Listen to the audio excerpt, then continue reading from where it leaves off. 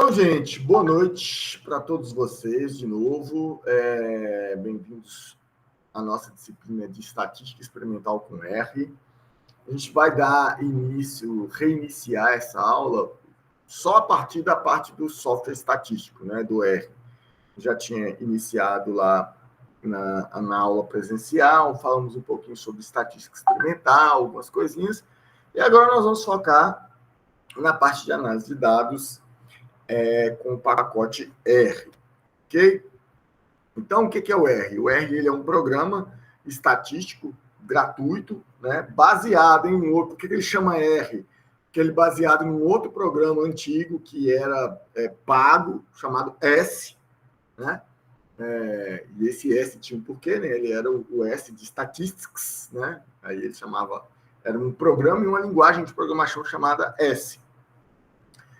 O R é a versão aberta e gratuita desse antigo software estatístico, do S, né? Aí eles fizeram a brincadeira RS. Nada demais. Mas qual que é a graça dele? Ele é tão poderoso quanto o S, talvez mais poderoso que ele. Ele é o software padrão de estatística para as grandes universidades. Ele é absolutamente gratuito, de código aberto. Então, todos vocês já devem ter instalado aí na casa de vocês, né? De graça, sem problema, sem ter que pagar nada. Então, você tem a graça, porque a gente está utilizando o R, primeiro, que ele é um software especialista em estatística, né? A gente poderia fazer muitas das coisas que a gente vai fazer aqui no Excel, no SPSS, no SAS, e por aí vai. Só que esses softwares são todos caros, né? Muito caros. Muita gente que utiliza a versão pirata deles, né? Não é o nosso caso aqui. O R, ele é um software de estatística genérico. Ele não é voltado para uma área estatística, para uma área específica, como, por exemplo, o SPSS. Tem até outros softwares também, tem muitos softwares de estatística voltados para a área de biologia, outros voltados para a área de medicina. O SPSS é um software voltado para a área de ciências sociais, economia, por aí vai. O R ele não tem uma área, ele procura ser o mais amplo para servir as mais diversas áreas de aplicação possíveis, ok? E o bacana do R é que, como ele é um software gratuito desenvolvido pela comunidade, ele tem muita documentação. E aí você vai achar a documentação em inglês, você vai achar a documentação em português, para praticamente todas as funções que a gente vai ver aqui, né? O R, ele é uma linguagem de programação, mas você não precisa saber programar para usar o R, ok? É lógico que algum dia você quiser fazer análises mais complexas, você vai precisar usar o R, certo? Mas isso não é obrigatório, beleza? Com o tempo, você vai querer aprender a linguagem de programação para poder automatizar inúmeras tarefas, fazer análises mais detalhadas e análises mais complexas. Mas, nesse primeiro momento, você não precisa saber a linguagem de programação R. Você precisa saber só algumas funções, alguns comandos que são necessários para poder lidar com os dados e executar algumas tarefas de estatística, ok? Bacana do R também é que ele abre diversos tipos de arquivos. Então, às vezes, você salvou seus dados lá, você fez um experimento, salvou os dados lá no Excel. Você vai conseguir abrir esse arquivo do Excel, puxar os dados do Excel dentro do R. Você estava utilizando Minitab ou algum outro software estatístico. Muito provavelmente, você vai conseguir puxar esse arquivo de dados lá para dentro do R para poder trabalhar com ele. Então, ele é muito interoperável, né? Como eu falei anteriormente, o R ele utiliza uma interface de linha de comando. Então, ele parece aquele DOS, né? Para quem é das mais antigas, ele fica um cursorzinho lá, você vai digitando os comandos e vai executando as atividades, né? Isso é ruim para o usuário que é mais leigo, usuário pouco acostumado com atividades mais complexas de programação. Por isso, o pessoal, a comunidade de desenvolvedores, eles foram criando softwares com interfaces cada vez mais amigáveis, né?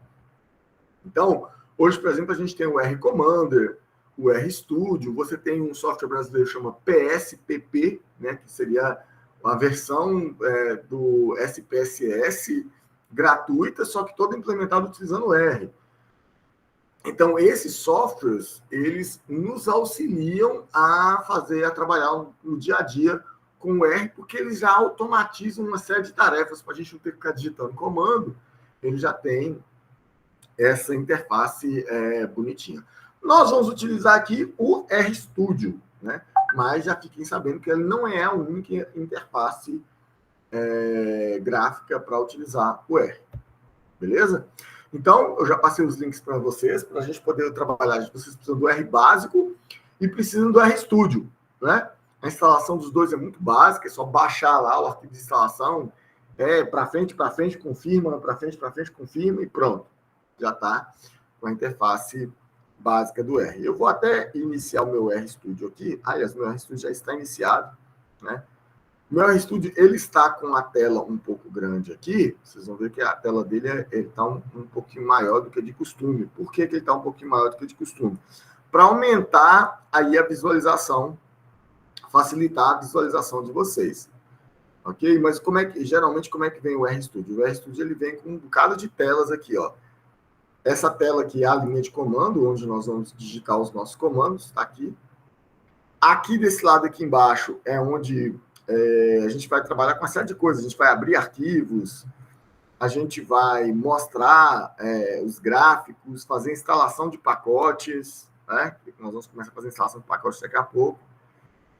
E aí tem até tutorial aqui em cima, tem as variáveis que já foram criadas. A gente vai trabalhar com um bocado de coisa aqui. Beleza? Uma coisa interessante do R são os pacotes. Então, quando você faz o download lá do programa, do R, ele vem com um conjunto de funcionalidades. Mas essas não são as únicas coisas que o R é capaz de fazer. Então, o que são os pacotes? Então, você pega a comunidade dos desenvolvedores, todos os dias elas estão desenvolvendo novas funcionalidades ou implementando novos métodos estatísticos, novas visualizações, enfim, uma série de outras funcionalidades. E você pode simplesmente fazer download, geralmente quando o desenvolvedor ele termina um novo pacote, né, uma nova biblioteca de programação, ele deixa disponível para a comunidade poder fazer esse download e utilizar na própria máquina, né? Que é o que nós vamos fazer aqui. Então, os pacotes, eles são novas funcionalidades que você pode baixar para o seu R. Se você quiser instalar um pacote, baixar um pacote da internet, você pode instalar diretamente digitando esse comando aqui, ó, install.packages e o nome do pacote entre aspas. Beleza? Depois que ele estiver instalado, para você utilizar, você tem que chamar ele. Então, você digita library, que significa biblioteca, e o nome do pacote. Aí ele vai carregar o conjunto de funcionalidades que está dentro daquele pacote. Vamos lá na RStudio. Se eu quiser instalar um novo pacote, então eu venho nesse cantinho aqui, ó. Você vai ver que tem vários. Você vem aqui em Packages. Beleza? E clica aqui em Install. Eu vou colocar o nome de um pacote que eu quero instalar aqui, por exemplo, chamado Car. Ele se chama simplesmente Car mesmo. Eu clico em Install. Tá vendo aqui, ó? Install.packages. Ele já deu aquele comando. Aí ele está fazendo o processo de instalação aqui do lado. Está baixando um bocado de pacotes, um bocado de arquivos para poder fazer a instalação do pacote que eu pedi.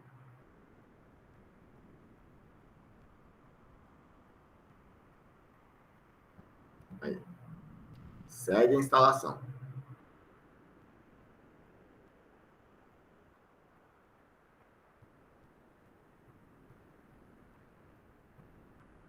Agora que ele terminou de fazer download, agora está instalando.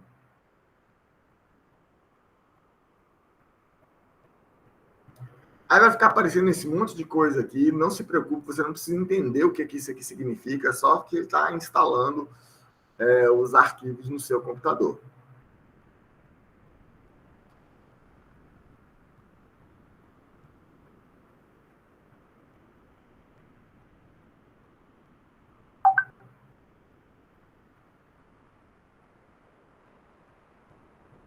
E esse é bem demorado, diga-se de passagem.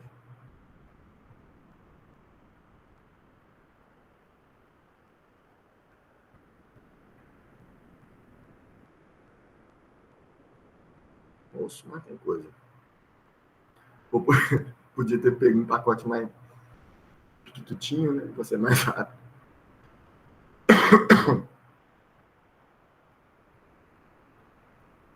Parece que acabou. Não, não acabou.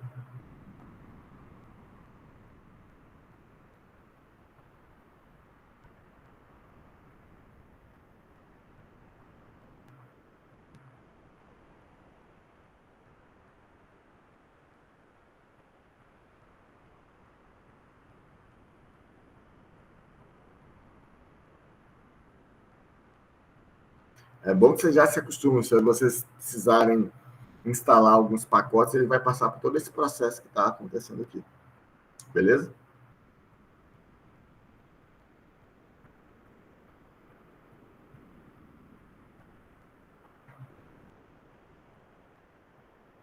Caramba, ainda tem mais.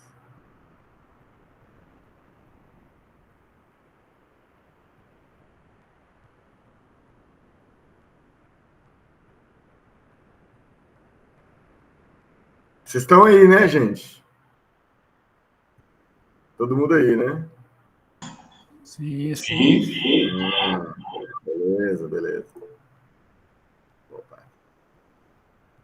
Ah, não vou esperar ele terminar, não. Vou dar um stop aqui. Beleza? Depois, olha, ficou a sua linha de comando aqui ficou cheia de coisa. Você pode vir aqui no cantinho, vai ter tipo uma vassourinha aqui, ó. Quando você clica nessa vassourinha, ela limpa a sua área de console para ficar mais fácil de mexer, tá bom? Então, toda vez que você quiser dar uma limpeza na área aqui para ficar melhor, você pode clicar aqui que ele vai limpar todo o texto. Importante aqui, para você instalar novos pacotes, clique em Install. Aqui, né, você vem no menu Packages, clique em Install, digita o nome do pacote que você está precisando e ele vai instalar. Ah, mas como é que eu vou saber qual que é o pacote que eu estou precisando? Meu querido, você está precisando fazer alguma coisa no R. Aí você vai lá no Google, digita, como é que faz isso no R? Aí você, lá no texto está falando, você vai precisar instalar o pacote tal para fazer isso. Aí você vai lá, pega o nome do pacote e instala. Então é assim que você descobre quais pacotes que você vai precisar mais para frente. Bom, beleza. Então vamos começar com o basicão aqui do R, vendo os tipos básicos de dados. Antes de mais nada, como é que a gente cria uma variável lá no R? Uma variável, você põe o nome de uma variável, o operador de atribuição, que é o menos, que é o menor que menos, e o valor. Então, por exemplo, variável 1. Variável 1. Eu vou colocar aqui estatística. Eu criei uma variável que chama variável 1 e o conteúdo dessa variável é um texto chamado estatística. Isso aqui é legal que você tem aqui, ó, no menu aqui do lado, um lugar chamado environment, que significa ambiente, beleza? E todas as variáveis que você for criando, elas vão aparecer aqui, ok? Então, aqui você consegue ver todas as variáveis que você criou até agora, beleza? Vou criar uma segunda variável aqui, vou chamar ela uma variável numérica, variável 2, cujo valor é 2. Então, eu criei ela aqui, ela já aparece aqui, o nome da variável, o valor da variável. Ok, mas quais são os tipos de dados? Essas variáveis que eu acabei de criar, elas são do tipo escalar, que são valores simples. Mas eu ainda tenho vetores, que são listas de valores, desde que todos os valores tenham o mesmo tipo. Matrizes, né, que são vetores quadrados, né, de 2 dimensões, e todos os dados do mesmo tipo. Fatores, que são variáveis não numéricas, né, quando você precisa, por exemplo, você tem lá uma variável que é estado civil. Aí quais são os valores do estado civil? Solteiro, casado, divorciado, sei lá, tico-tico no fubá e por aí vai, né? Desquitado, viúvo, enfim. Você poderia armazenar um vetor de vários, né, de vários valores desses. Ao invés de armazenar vários textos, né, casado, casado, solteiro, casado, casado, viúvo, não sei o que lá, você cria um fator, que aí você vai associar a cada texto desse um valor numérico e vai salvar o vetor lá com um vetor de números, ao invés de vários textos. Isso aí é bom, que ajuda a economizar a memória. E a gente tem o tipo de dados mais importante para a gente, que é o data frame. O que é o data frame? São as tabelas, né? Que a gente vai ter vários registros, né? Várias linhas com vários tipos de dados diferentes. Acaba que o data frame é o tipo de dado mais importante para a gente fazer análise no R. Então, aqui a gente estava trabalhando com dados escalares, a gente já viu. Dados escalares, que são esse tipo de dado aqui, que só tem um valor, né? Só tem um valor. Ele pode ser um número, certo? Ele pode ser caractere ou texto separado entre aspas, ou ele pode ser um valor lógico, né? Verdadeiro ou falso. True, false. Beleza? O nosso próximo tipo de dados... isso aqui é só uma demonstração que ele já mostrou aqui, né? Os tipos de dados, os tipos de variáveis que a gente tem. Beleza? Uma coisa legal é que eu criei a variável 1 e criei a variável 2. Vou criar uma variável 3 aqui, vou associar ela ao valor true, verdadeiro. E se eu quiser apagar essas variáveis aqui? Como é que eu faço? Você utiliza a função rm de remove para remover variável 1. Aí, ó. Ela sumiu daqui, eu removi ela da memória. Vou fazer a mesma coisa. Lembrando sempre, gente, que você não precisa ficar digitando sempre o mesmo texto, não. Você dá setinha para cima, ele repete o último texto que você digitou. Se você continuar dando setinha para cima, ele vai buscando os outros textos que você já digitou anteriormente. E isso é bom para você não ter que ficar repetindo o texto. Então, por exemplo, eu apaguei a variável 1, eu só seta para cima, vou mudar aqui, ó, variável 2, apaguei a variável 2, seta para cima, mudei, apaguei a variável 3. Então, eu crio a variável quando eu associo um valor com um determinado nome e removo a variável utilizando a função rm. Ok? Beleza, agora vamos a um tipo de dados aqui, que são os vetores, que é uma lista de dados e todos os dados do mesmo tipo. Ok? Então, olha aqui, eu criei o vetor 1, e o vetor eu ponho um C, entre parênteses, a lista dos meus valores. Então, eu vou criar aqui um vetor, eu vou dar uma limpeza aqui na minha área de trabalho, vou limpar, beleza? Eu vou criar aqui uma variável de códigos. Códigos é um vetor, então eu ponho C, entre parênteses, e aqui eu vou separar entre por vírgulas todos os valores. 1, 2, 3, 4. Criei o meu primeiro vetor de códigos. Tá aqui, ó. Ele já apareceu aqui do lado. Agora eu vou criar o meu vetor de nomes. Clara, José, Maria e Marta. Criei um outro vetor que apareceu aqui do lado já, o vetor de nomes. Vou colocar pesos aqui. Quais são os pesos dessas pessoas? Vamos dizer que a Clara, ela pesa, sei lá, 47 quilos, o José pesa 82, a Maria pesa 60,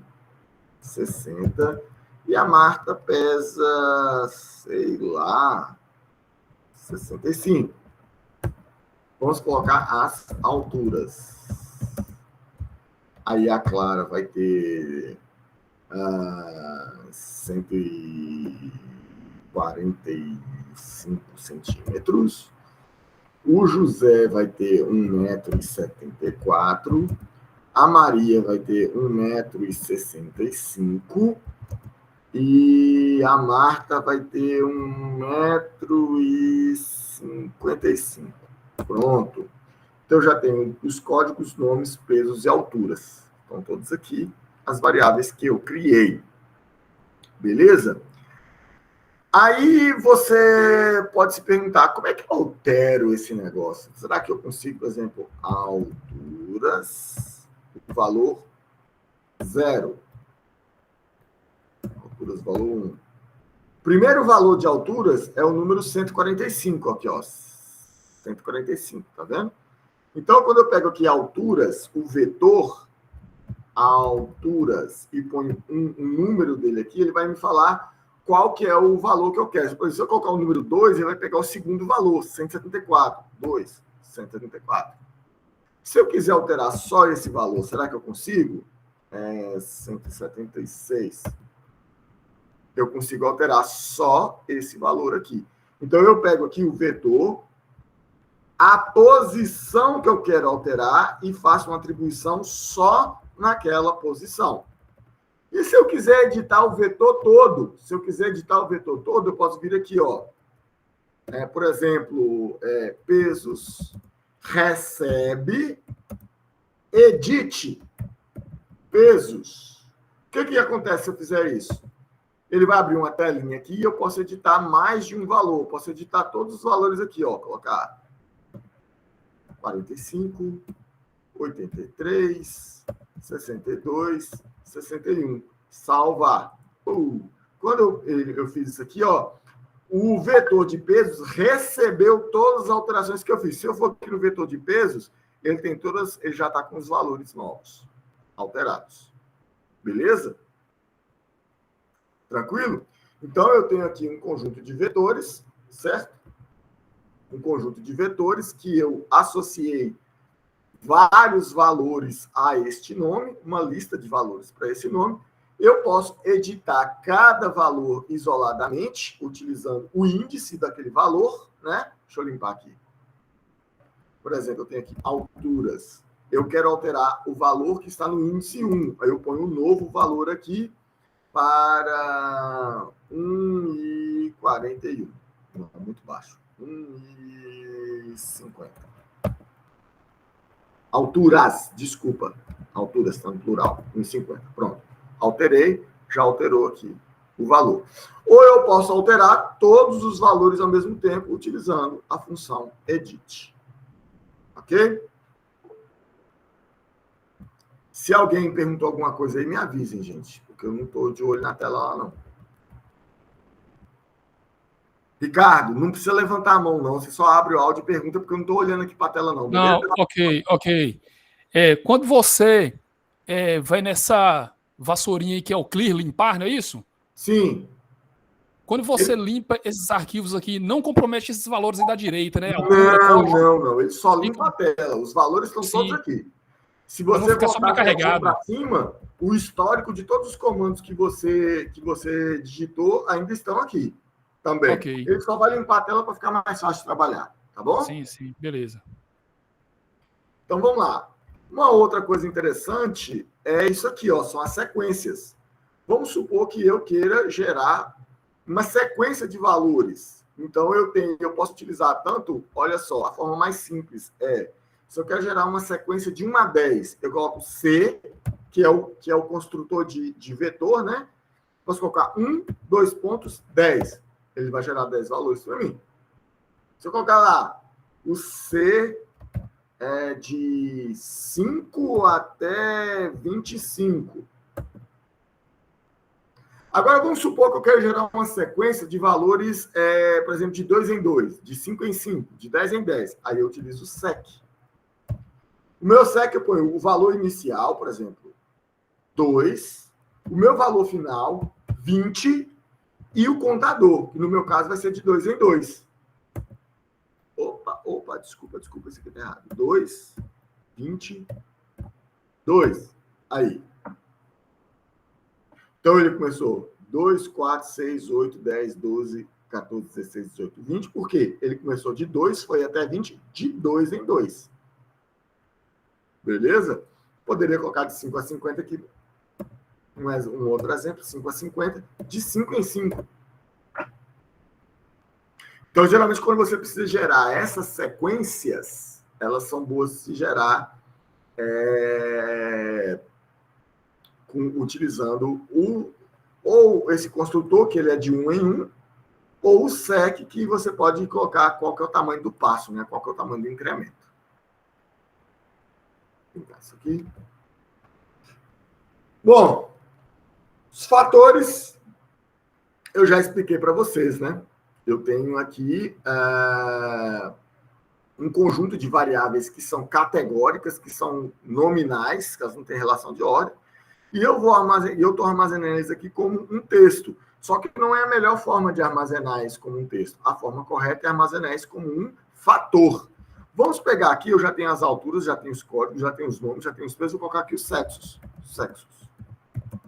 Então, eu vou colocar um vetor aqui, sendo que o primeiro é Clara, é sexo feminino. O segundo é o José, masculino. Terceiro, Maria, feminino. Quarto, Marta, feminino. Beleza, então esse aqui é o meu vetor de sexo. Agora eu vou criar a variável sexo, que é um factor de sexos. Tá vendo? Então, olha, eu mudei. Eu falei que sexo é um fator de 2 níveis, né? F e M. E aqui eu tenho os índices, ó. O F é o 1, o M é o 2, aqui, ó. 1, 2, 1, 1. É a mesma coisa de F, M, 1. Então, quando eu tenho um vetor de dados muito grande, é muito melhor trabalhar com os fatores do que com os valores literais aqui. Beleza? E para o R entender que essa variável é uma variável nominal, uma variável categórica. Por isso que a gente utiliza fatores. Eu tenho um outro tipo de dados aqui, que são as matrizes. As matrizes, elas têm sempre o mesmo... É um conjunto de dados, né, de 2 dimensões, só que sempre o mesmo tipo de dados. Ok? Isso aqui a gente vai utilizar muito pouco matrizes. Então, eu vou pular aqui direto para... Data frames. Data frame é importante. Data frame é o tipo de dados mais importante que a gente tem. Ok? Que quando você vai fazer o seu experimento, que você vai coletar os dados, que você vai armazenar os dados lá como um banco de dados, ele é um data frame. Que é o quê? É uma tabela com várias linhas e várias colunas, e que cada coluna pode ser de um tipo de dado diferente. Então, cada uma das linhas é uma observação, é uma amostra, certo? E as colunas são as variáveis, são os fatores que você está considerando para cada amostra, ok? Então, olha aqui, eu criei, por exemplo, um vetor de dados, um vetor de sexo, um vetor de pesos, e depois eu combino as idades, os sexos e os pesos para criar essa tabela, esse data frame, que vai ter o quê? Que vai ter 3 linhas, em que a primeira linha vai ter idade 20, sexo M, peso 70. A segunda linha vai ter idade 30, sexo F, peso 64. A terceira linha, idade 25, sexo F, peso 60. Vamos fazer isso aqui com os dados que a gente já tem. Então, eu já tenho alturas, já tenho códigos, já tenho nomes, já tenho pesos, já tenho sexo lá com fator. Então, eu vou criar a minha tabela. Tabela é um data.frame. Quais são as colunas que vão entrar aqui? Eu vou colocar os códigos, os nomes, o sexo, os pesos e as alturas. E pronto! Criei a minha tabela aqui, ó. 4 observações, 5 variáveis. 5 variáveis e 4 observações. Se eu colocar tabela aqui, ele vai mostrar o conteúdo da minha tabela em formato de texto. Tá vendo aqui? O conteúdo da minha tabela em formato de texto. Agora eu quero fazer ele de uma forma, visualizar essa tabela de forma um pouquinho mais bonitinha. Então eu ponho view com V maiúsculo, view, tabela. Aí ela vai aparecer aqui em cima para mim, tá vendo?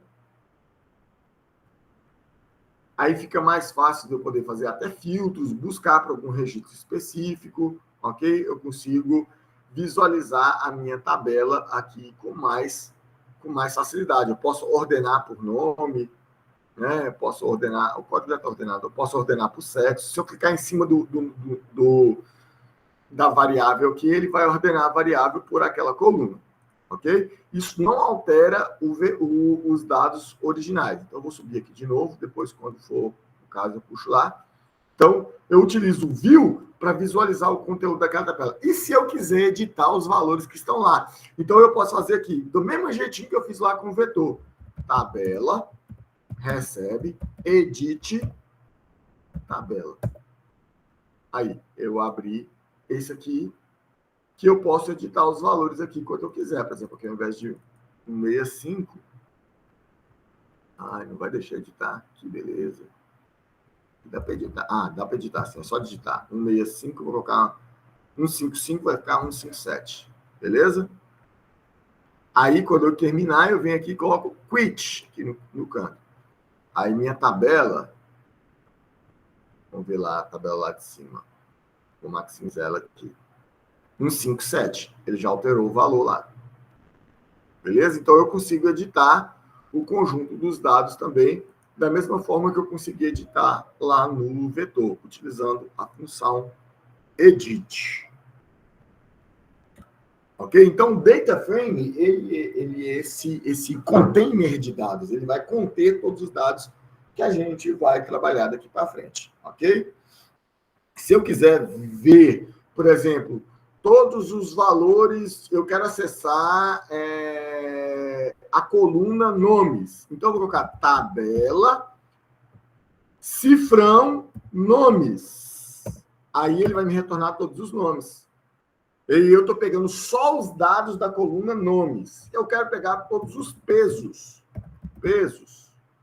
Então, tabela, cifrão, pesos. Eu pego todos os dados só da coluna pesos. Eu quero pegar na minha tabela, na coluna pesos, eu quero pegar o valor que está na terceira linha. Então, eu posso colocar 3. É 62. Então, eu consigo. Deixa eu limpar aqui, para ficar mais. Acessar a tabela inteira. Tabela. Acessei a tabela inteira. Acessei uma coluna específica da tabela. Tabela, cifrão, o nome da coluna que eu quero ver. Retornou só os dados daquela coluna. Agora eu quero acessar um registro específico.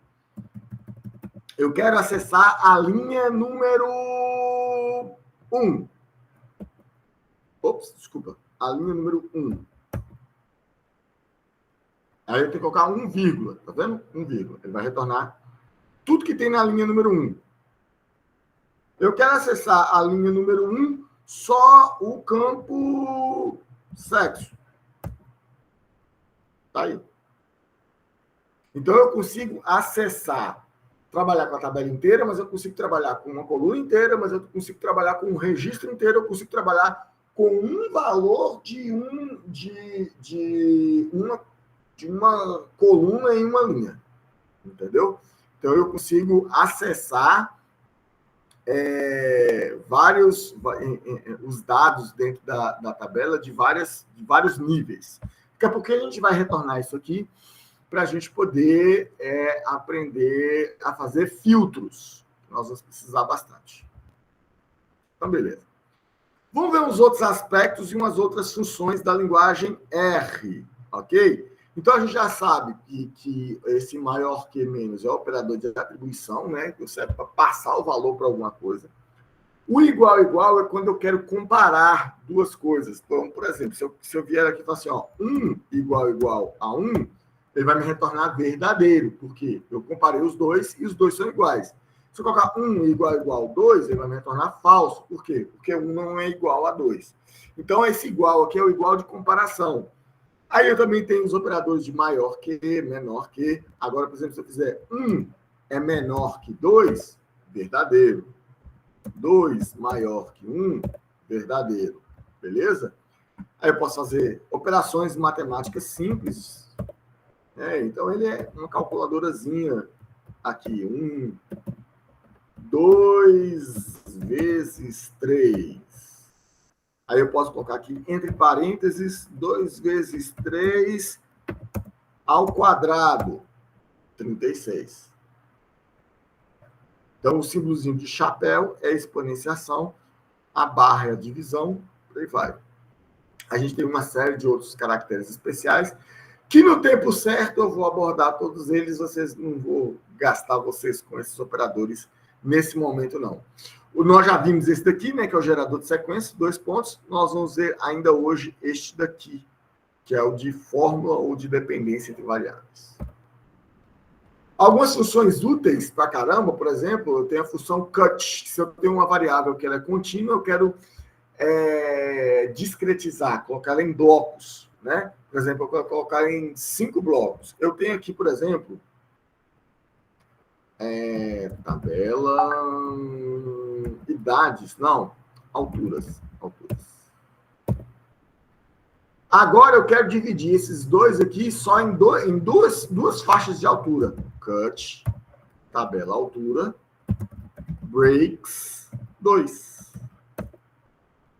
Então, eu dividi em 2 intervalos, que é o intervalo que vai de 150 até 163, e o outro que vai de 163 até 173. E todos os valores aqui agora estão categorizados em um desses 2 intervalos. Então, quando eu tenho uma variável contínua e eu quero separar aqueles valores em intervalos, eu utilizo a função cut. O unique, ele retorna todos os valores únicos, né? O round é para eu fazer a aproximação com casas decimais. Nós vamos utilizar muito round hoje. ABS, valor absoluto, SQRT, raiz quadrada. Aí você tem uma série de funções aqui, aritméticas e matemáticas. Com o decorrer do curso, a gente vai trabalhar com algumas delas. Então, presta atenção no unique, que retorna todos os valores únicos de um vetor, e o round, que faz arredondamento com C casas decimais que a gente quiser. Outra função útil, por exemplo, é fazer o somatório de todos os itens de um vetor, ok?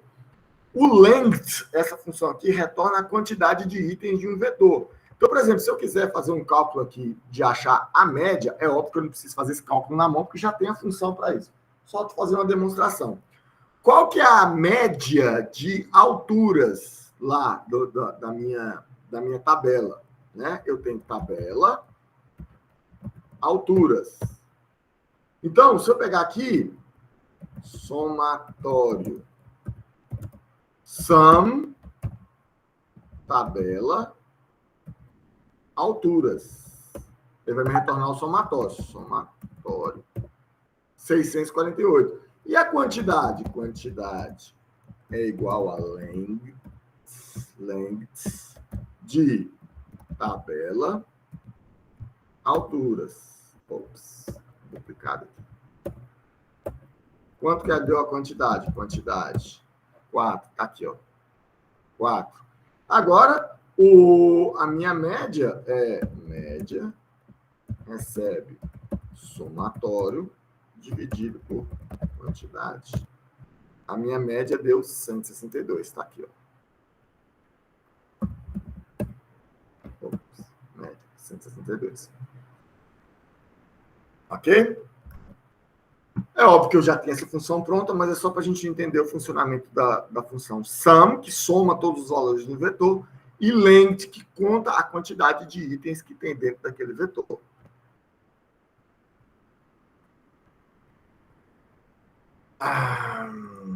Aqui nós temos o cbind e o rbind. Qual que é vamos supor que você tem...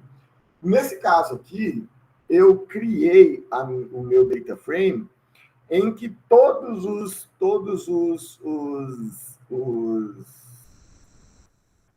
os valores estavam dentro de um vetor.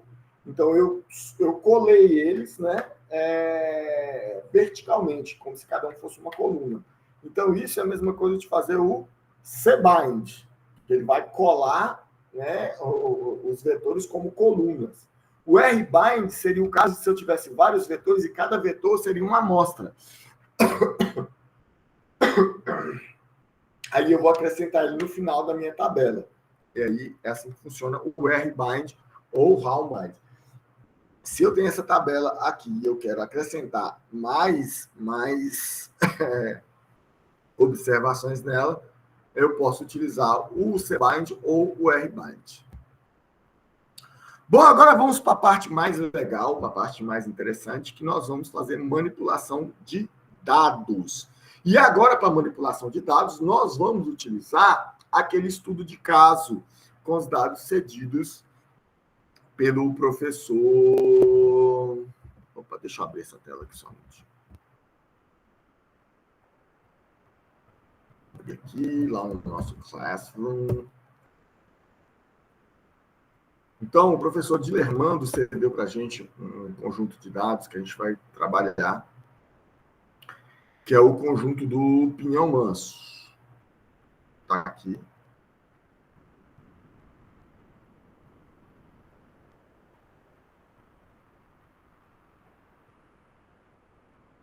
Dados para estudo de caso. O pinhão manso, ela é uma oleaginosa da mesma família da mamona, cujo emprego na produção de biodiesel tem sido investigado. Então, o professor Dilermando coletou, fez um experimento, né, com o pinhão manso, fazendo a resposta do crescimento da planta à adubação com cálcio e magnésio, se não me engano, né?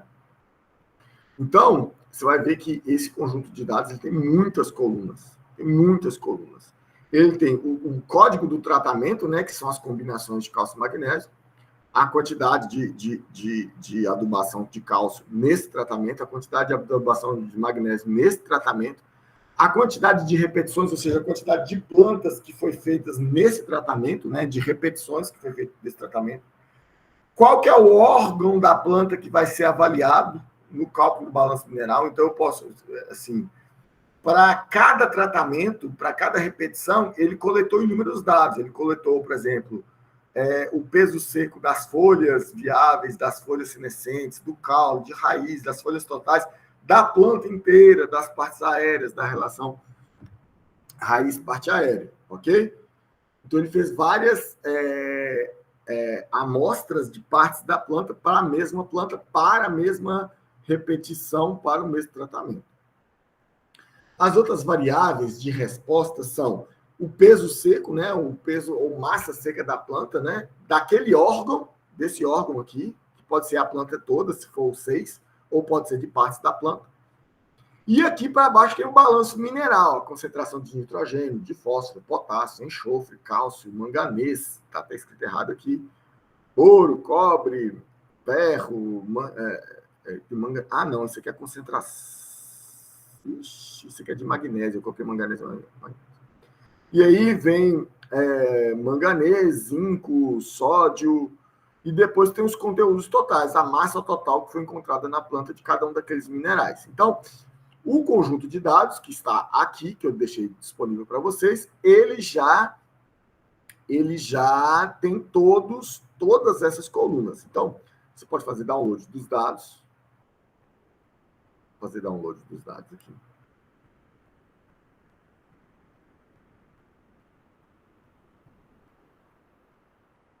Ele vai mostrar aqui todos os dados, né? Beleza, eu vou baixar. E vou salvar aqui na minha pasta de downloads, para ficar bem simples. Dados pinhão manso. Salvei. Então, beleza, vamos voltar aqui no RStudio. Vou fechar isso aqui.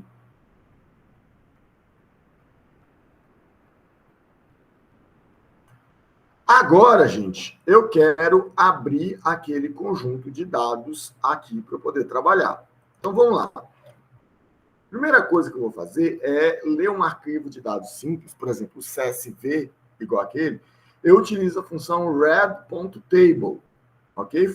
Passo o caminho do arquivo, falo que ele tem um cabeçalho, que é a primeira linha lá, o nome das colunas, certo? E falo qual que é o separador que nós estamos utilizando. No meu caso, o separador é ponto e vírgula, certo?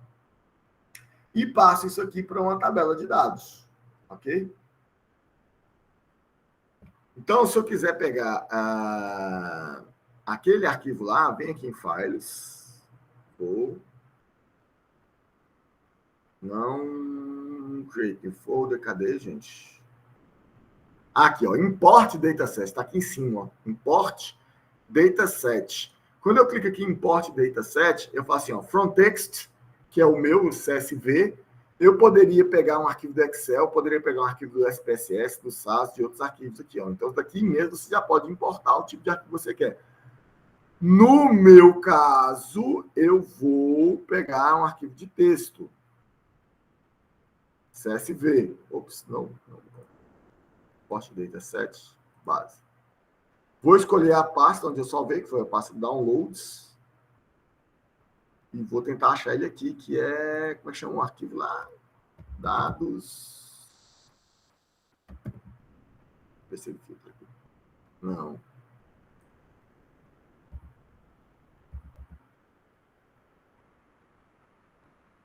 Dados Pinhão Manso, tá aqui. Pronto. Aí eu falo assim, qual que é o separador? O meu separador é semicolon. Semicolon é ponto e vírgula. Ok?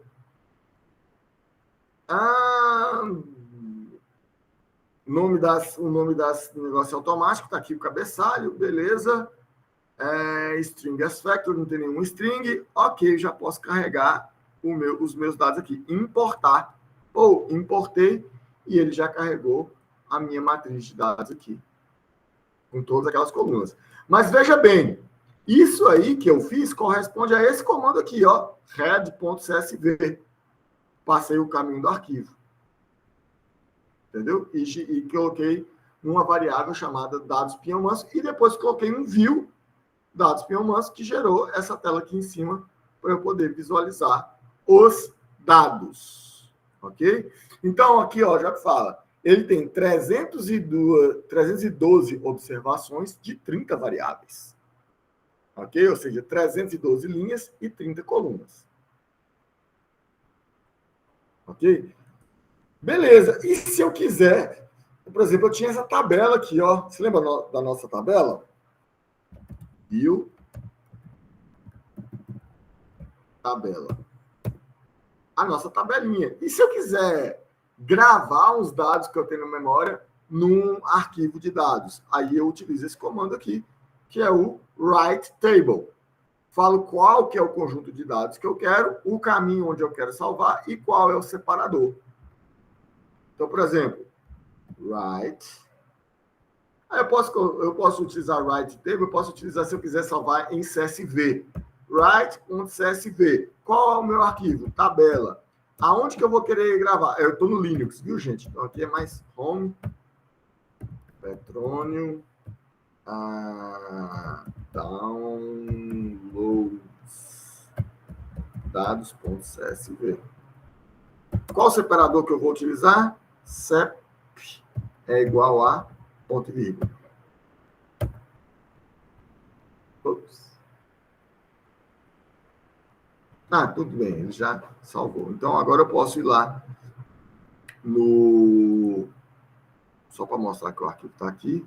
Downloads. Dados.csv. Já salvou o meu arquivo aqui no disco.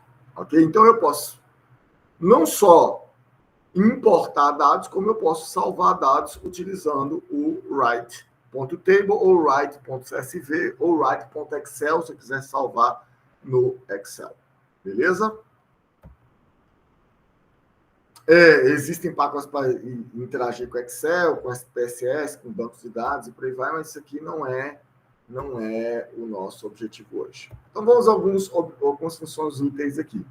Primeiro, para visualizar todos os dados da tabela, a gente já viu, a função view.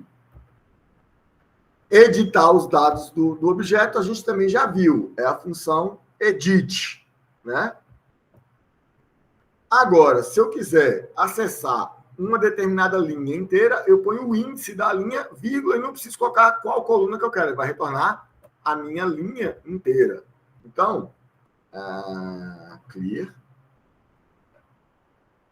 Dados, eu não vou ficar digitando toda hora. Quando eu comecei a digitar aqui, ele já me mostra o nome da variável, vai nela. Eu quero pegar a linha 3, todas as colunas da linha 3. Ele vai me retornar todos os dados da linha 3, todas as colunas. Se eu quiser ver só o peso seco da linha 3, ele vai me retornar só a coluna P seco da linha 3. Ok? Se eu quiser ver todos os valores da coluna peso seco, P seco, aqui ele vai me retornar todos os valores. Isso aqui é a mesma coisa de eu colocar o cifrão P seco. Mesmo resultado. Beleza? Mesma coisa, não tem muita diferença não. Então, fazer isso aí. Esse que eu já mostrei. Ah, tá. Você pode colocar pelos índices, né, da linha e da coluna. Eu quero o valor que está na primeira linha na coluna 10. Ele vai te retornar esse valor. Eu não sei qual que é a coluna 10. Se você quiser saber pelo nome, você põe o nome da coluna. Isso aqui eu também já mostrei, que é uma forma de acessar a variável inteira. Ok? Agora, e se eu quiser pegar um conjunto de linhas? Eu quero pegar as linhas de 1 a 10, por exemplo. Então, eu tenho aqui dados, peão manso. Eu quero as linhas de 1 até 10. Eu passo um vetor, lembra o C aqui é o vetor, eu passo um vetor de 1 até 10. De 1 a 10. E ele vai me retornar todas as linhas e todas as colunas das 10... Desculpa, todas as colunas das 10 primeiras linhas. Então, aqui. Eu gerei um vetor de 1 a 10, certo? Então, se eu quiser, por exemplo, da linha 5 até a linha 7. De 5 até 7. Mas eu não quero todos os valores, eu quero só da coluna cálcio. Ele me retornou os 3 valores. Então, eu consigo selecionar subconjuntos dos dados assim. Ok? E eu tenho o método which. Which significa qual, em português, em inglês, desculpa. E eu posso passar uma condição. E aí, ao invés disso aqui, eu passo o which. Que tipo de condição que eu posso falar? Vamos supor que eu quero separar aqui, retornar dessa tabela, todas as linhas cuja variável, essa variável aqui, seja maior do que 3. Eu vou fazer isso aqui, olha. Eu vou retornar os dados de peão manso. Só que ao invés de passar o número da lista, ou uma lista de...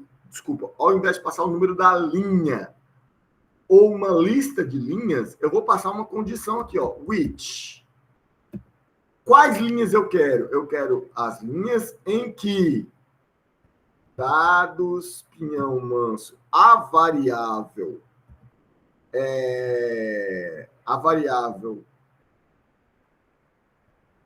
sei lá, cálcio, seja maior do que 0. Deixa eu puxar esse negócio para cá. O que isso quer dizer? Eu quero que ele me retorne, ele vai retornar todos os registros, todas as linhas. Aqui eu estou pedindo só a coluna cálcio. E eu quero todas as linhas e que atendam a essa condição aqui, ó, em que o valor do cálcio seja maior do que 0. Aí ele vai me retornar todos esses daqui. E se eu quiser fazer uma condição mais complexa, olha só. Eu quero todas as linhas em que o cálcio seja maior do que 0 e comercialzinho aqui, dados pinhão manso, magnésio seja maior do que 0. Aí, nesse caso aqui, eu quero retornar outra coluna, peso seco. Ele me retornou o peso seco de todas as plantas em que o cálcio é maior do que 0 e o magnésio é maior do que 0. Então, esse aqui é um filtro que eu estou fazendo, selecionando só os dados que eu quero. Dentro de todos os dados que eu tenho na minha tabela, eu vou selecionar só os dados aqui em que o CA é maior do que 0, o MG é maior do que 0. E MG é maior do que 0, retornando só a coluna peso seco. Isso aqui vai ser muito útil mais na frente para a gente poder fazer análises. Acabou? Não, eu posso fazer condições muito mais complexas ainda. Então, por exemplo, eu posso utilizar aqui o subset. O que eu quero fazer com o subset?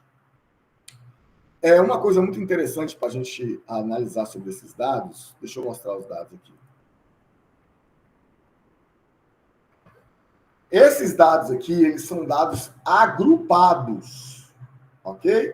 Eles são dados agrupados. Então, eu tenho vários negócios com vários dados aqui para cada tratamento. Para cada tratamento é uma combinação de valores de CA e de MG aqui. E eu tenho o número de repetições. Só que esse peso seco aqui foi medido no órgão 1. Vocês lembram qual que é o órgão 1? O órgão 1 é a folha viável. Mas eu quero, por exemplo, só os dados do peso do órgão 6, que é a planta inteira. Então, eu ignoro todos os órgãos, eu quero fazer um filtro aqui nessa tabela para pegar só os dados que contêm o peso da planta inteira. Então, eu vou pegar subset. Subset de quem? De dados pinhão manso. Qual a condição que eu quero? Eu quero que org seja igual a 6. Então, eu vou pegar todos aqueles outros registros que são de outras partes da planta e ignorar. Eu só quero retornar os registros em que o órgão medido seja a planta inteira, que é o org igual a 6. E aqui eu vou colocar a lista de colunas que eu quero retornar. Select igual. Eu vou querer colocar aqui...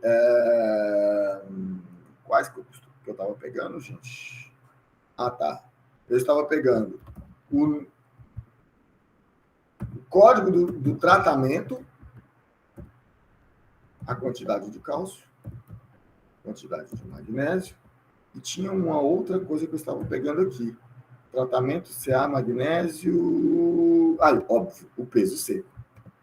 O peso seco. Eu vou colocar isso aqui na variável, vou chamar ela de dados. Vou limpar aqui. Então, agora eu tenho uma nova tabela de dados, que é um subconjunto de dados pinhão manso. Mas que subconjunto é esse? São todos os registros em que o organismo é igual a 6 e só com essas 4 colunas aqui, ó.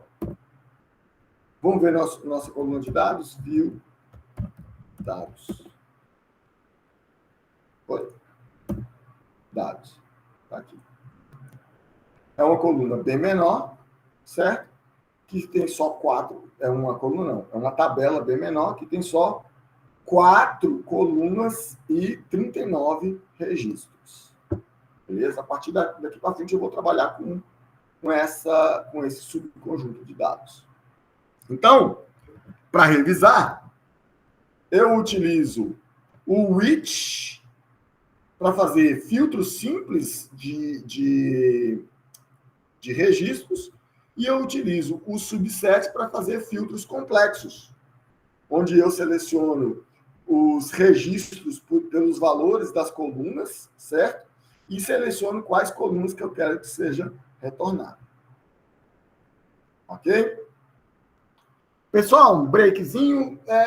Dúvidas até aqui? Alguém quer tirar alguma dúvida? Ou podemos continuar? Lembrando que depois vocês vão ter que sentar e digitar esses comandos e fazer essas coisas aqui, fazer os testes de vocês. Ok? E eu também vou deixar o roteiro dos comandos lá e o que cada um deles significa. É a mesma coisa que está aqui nos slides. Alguma dúvida, senhores? Antes da gente continuar?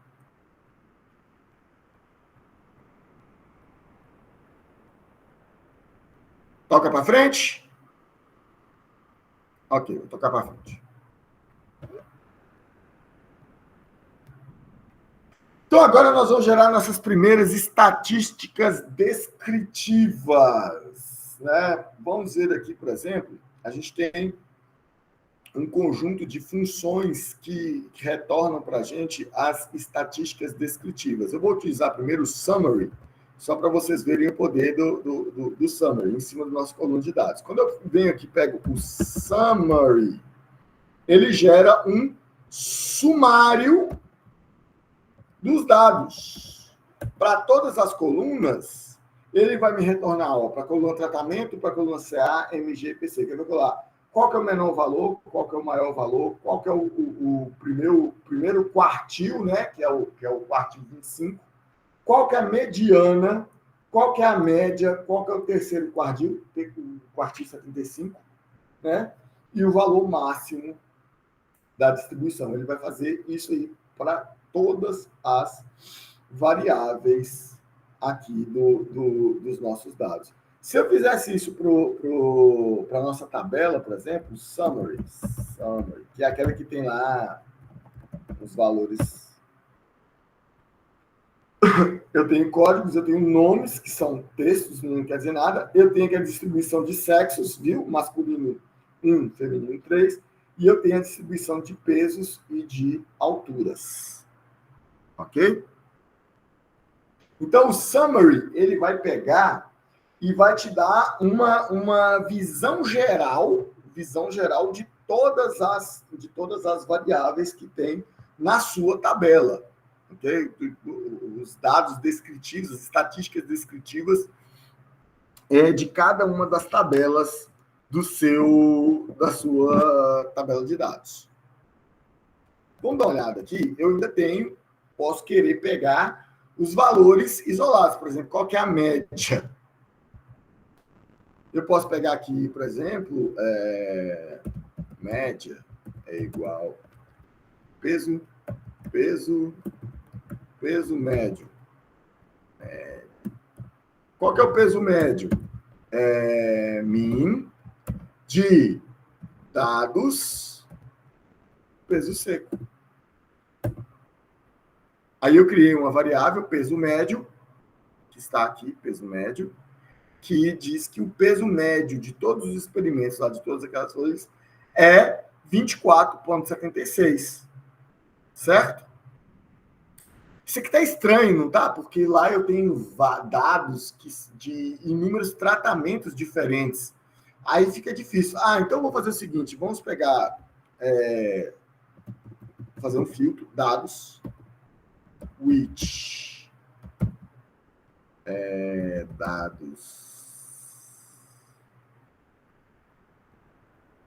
dados ponto peso seco. Seco, isso. Mas só os dados em que o tratamento é igual a 1. Pronto. Olha só, quando o tratamento é igual a 1, a média mudou para 7,49. Né? Se eu mudar aqui o tratamento para 2, a média muda para 26,78. E se eu quiser pegar o tratamento 3, que cada tratamento desse é uma combinação de cálcio e magnésio, eu vendo que o peso, o valor da média do peso está diminuindo. Beleza, mas isso é a média. E se eu quiser ver as medianas, vamos pegar a mediana aqui do valor geral, do geral. Média. 27,16. Qual que é a mediana lá do tratamento 1? Média. 7,98. Você vai ver que os valores da média e da mediana, eles divergem um pouco. Aí eu posso pegar vários quantis, por exemplo, vamos pegar quantile de dados peso seco. Ele vai te mostrar, olha, o valor, menor valor, o valor mínimo, né, que está no quantil 0 é 4,24. O valor máximo, que é o que está lá no quantil 100%, é 37. No quantil 25, que é o primeiro quartil, né, você tem aí o peso é 20. Na mediana, que é o quantil 50, o percentil 50, ele é 27,16. No quartil 3, que é o percentil 75, o peso é 30. Então, ele vai te dar a distribuição dos quantis aqui para o dado que você pediu. Você ainda tem a variância e tem o desvio padrão. Lembrando que o desvio padrão é a raiz quadrada da variância. Então, qual que é a variância? Eu vou pegar aqui qual que é a média aqui do peso seco para o tratamento 2, que deu 26. Mas qual que é a variância em torno desse valor? Aqui vai ser peso médio, peso, variância, que vai ser a variância de mais ou menos 7, né? E qual que é o desvio padrão, que é a raiz quadrada disso aí, basicamente? SD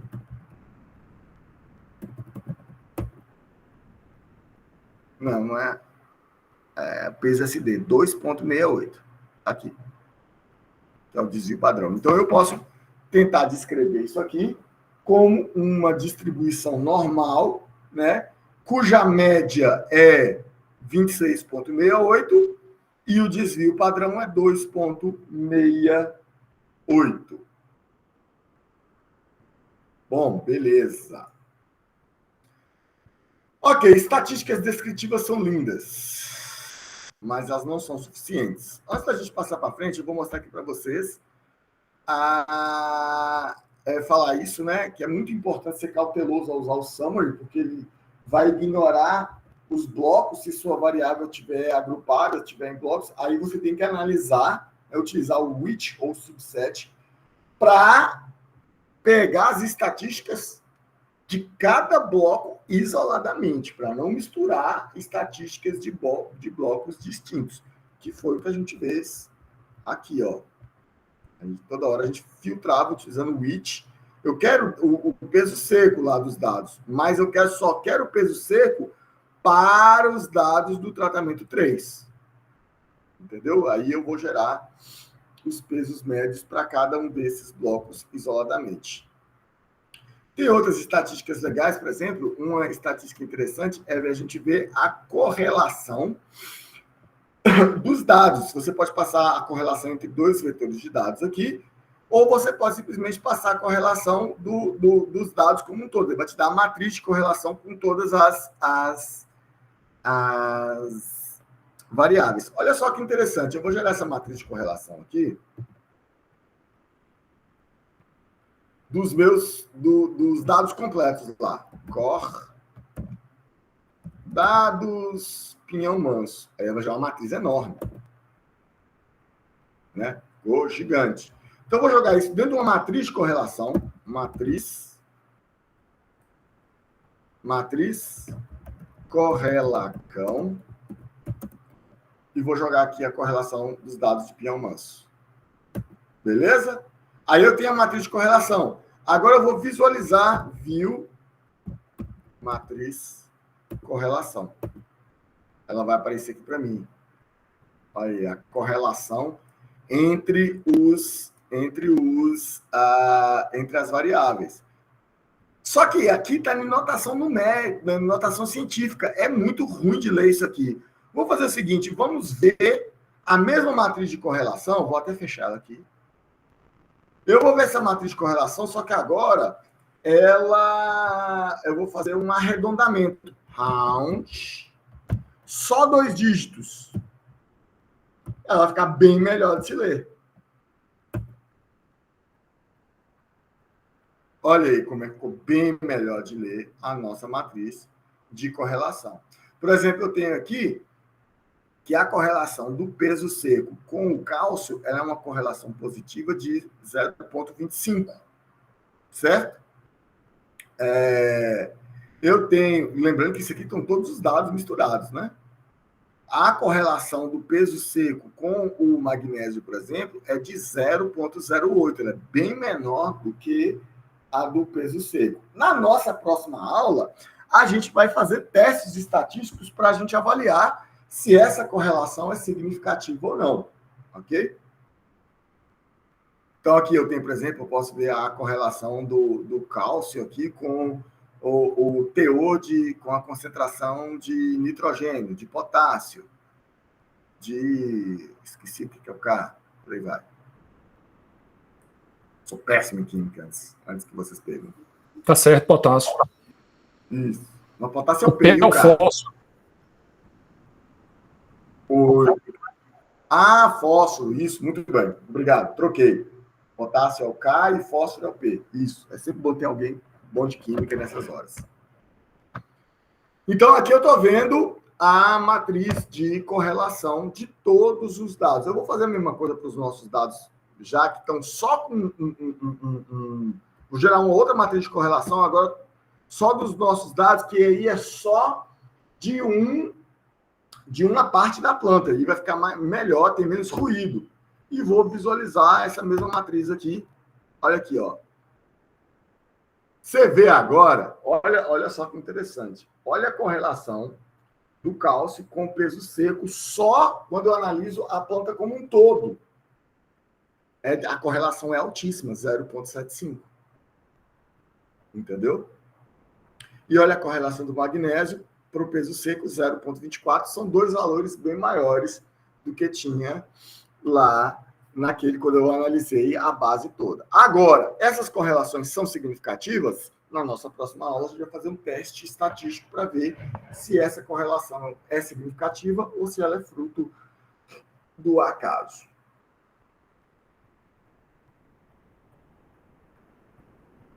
Senhores, a gente gerou um monte de estatísticas descritivas aqui. A gente viu lá os summary dados. Aí a gente pega todas essas estatísticas, quem é a média, quem é a mediana. Você poderia ver aqui também o desvio padrão, a variância e tudo. Isso é tudo muito legal. Só que eu sempre faço esta advertência. Todo mundo sempre tem que visualizar os dados. Só a estatística descritiva não ajuda, ela não serve, ela te engana. Por quê? Tem conjuntos de dados que são muito diferentes entre si e que são capazes de gerar as mesmas estatísticas descritivas, principalmente média e variância.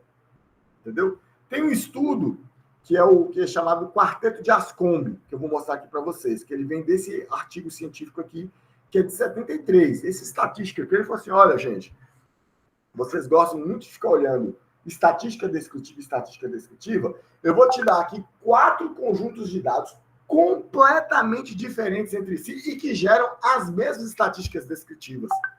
Ele colocou isso aqui, olha só isso aqui. Você tem esse conjunto de dados, esse conjunto de dados, esse conjunto de dados com outro lá, e esse conjunto. Eles são muito diferentes, esses 4 conjuntos de dados aqui, ó. São muito diferentes. E eles geram exatamente a mesma média, o mesmo desvio padrão e a mesma correlação entre as duas variáveis.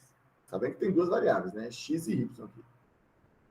Então, você pegar esses 2 conjuntos de dados aí, completamente diferentes entre si, a estatística é a mesma. Então, se você pegar só a estatística descritiva e levar só ela em consideração, isso não quer dizer muita coisa. Você pode bater o olho que elas são visualmente muito distintas entre si. Tem até um trabalho mais radical ainda, que é esse daqui, ó, que eu faço questão de abrir para vocês. Acho que tem um link. Isso, tem um link aqui. Ele é mais recente, ele é muito interessante, esse trabalho. Vocês não vão acreditar a quantidade... O problema é a internet aqui resolver ajudar, né? A quantidade de conjuntos de dados muito diferentes e que geram exatamente as mesmas estatísticas descritivas. Deixa eu terminar de carregar aqui. Podia ter deixado carregando antes. Ah, tá aqui já. Olha isso aqui, gente.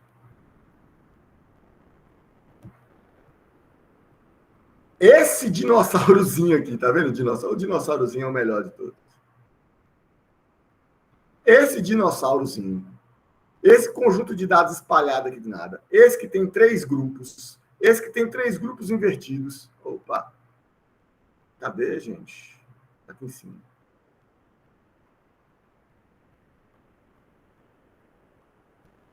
Espera aí. Deixa eu carregar aqui de novo.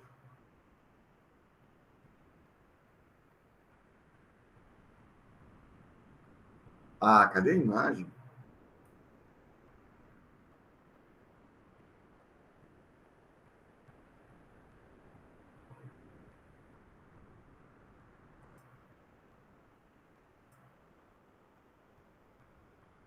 Pô, cadê a imagem?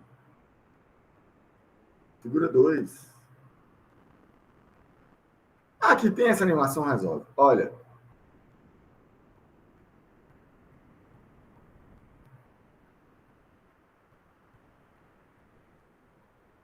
Poxa, tá de sacanagem comigo? Tem que recarregar a página.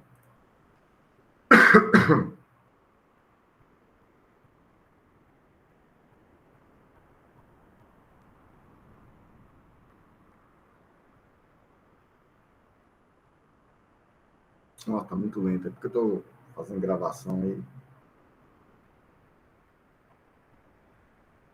Vamos, Autodesk. Vamos, Autodesk.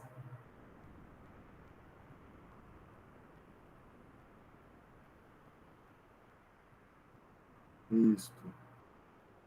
Cadê a imagenzinha? Essa aqui que eu quero abrir em uma nova tab. Isso. Esse aqui. Ah, pronto. Cheguei ao que eu queria. Olha só. Esse dinossauro, esses dados aqui, esse daqui que é separado com 3, tá vendo? Esse daqui que é o inverso do anterior. Esse daqui que forma uma estrela. Esse daqui que forma um círculo. Esse aqui que são 2 círculos concêntricos. Esse que faz um X. Esse que são linhas horizontais. Esse que são linhas... Todos eles têm exatamente o mesmo conjunto de estatísticas descritivas. A média da variável x é 54, a média da variável y é 47, o desvio padrão de x é 16, o desvio padrão de y é 26 e a correlação entre x e y é menos 0,06.